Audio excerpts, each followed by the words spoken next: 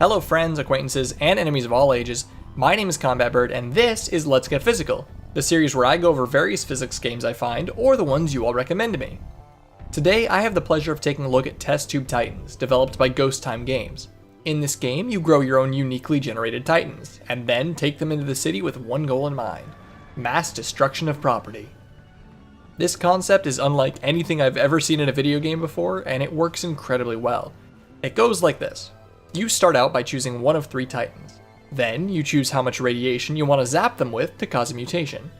More radiation equals more drastic changes. Next, choose which one interests you the most. The 3 options it gives you will have different stats such as resistance to bullets or electricity, and have different looks which you need to consider when trying to make something that would be effective at ruining the lives of millions. Now just repeat this process until you're happy with the final result, and finally, take them into the field and see how they do. Controlling your Titans can seem daunting at first. You can lift their feet to move them, kick, punch, or even use special abilities like tackle or laser vision. While it takes some time to get the hang of, once you've got a solid grasp of the controls, it's super satisfying to make your Titan do what you wanted. Since these Titans are procedurally generated, every one you create will feel a bit different when put into action. I personally found that mobility was king here, and my best Titan was 90% legs. He gracefully prances around the battlefield, avoiding the military while tackling buildings down. But make no mistake, just because he ended up being my most effective Titan, doesn't mean it was easy to get there. I went through probably 30 Titans before getting to him, and I had a ton of fun the whole time. It's seriously addicting creating these things. I tried to make this guy as fat as possible, which was hilarious, but also kind of made him awful. I eventually gave him wings, which at least made it so he could move, but just barely. He has the ability to sit down, which in my mind meant that he would be a true terror as he sat on buildings, but unfortunately he was so big that usually he just broke off both of his legs. Which reminds me that I should mention, as you progress through the campaign, you can upgrade your lab, allowing you to have bigger Titans with more abilities and even stronger mutations. This guy right here has some of the craziest resistances I could give him. He was virtually immune to bullets and explosions. Unfortunately, yeah, make sure you pay attention to how your Titan looks at least a little bit.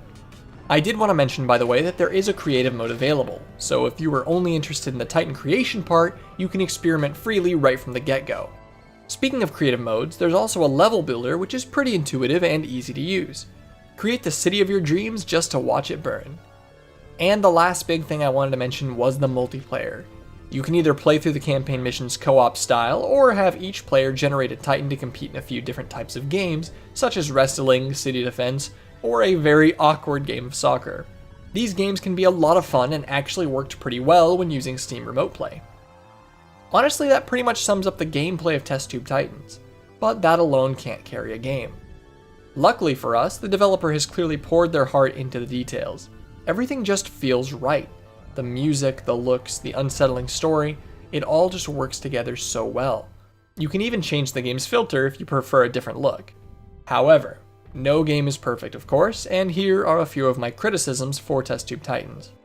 The story is pretty interesting, but to sum it up, you're a scientist working in a lab to make these Titans, and you must choose between doing what's best for yourself or what's best for humanity.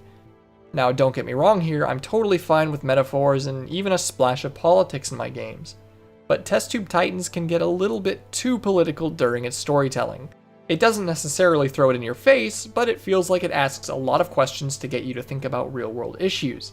Starting with something as simple as discussing pay in the workplace, going to whether eating meat is right or wrong, going to corporate higher-ups not having to deal with the negatives of the business they work for.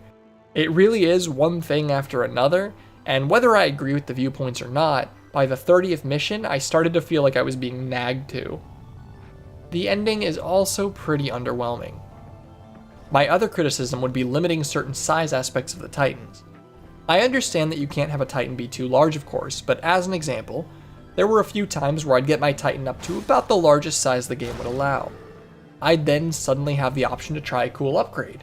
In this case, it was to make your Titan just a head on legs instead of having a body, which sounded both hilarious and interesting.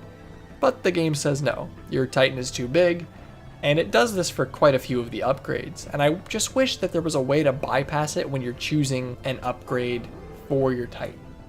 With those two things aside though, I had a stellar time playing Test Tube Titans, and I can see myself coming back to it again and again to see what ridiculous creature I can come up with. As per usual, I will put a link to the game in the description, and I totally recommend it. And that's it for today's video, guys. Thank you so much for watching, and as always, have a wonderful rest of your day.